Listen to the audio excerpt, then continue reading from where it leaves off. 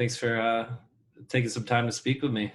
For sure, for sure. So trading bots have come up a lot over the past, I'll say, year and a half on my radar. And I've definitely tested out a couple. Let's cover some ground first. Like, what is a trading bot and what are the quick benefits that people can see from a trading bot? A trading bot is pretty much like what it sounds like. It's a robot that will make trades on your behalf. Pretty simple, actually. They usually run off of a preset algorithm, or if you guys would think of an indicator, so maybe a common one would be Bollinger Bands.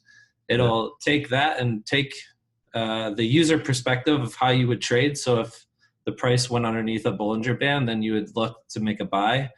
Now, maybe you're not there when it's going underneath on a daily candle or something, but you can program a bot to do something as simple as that, to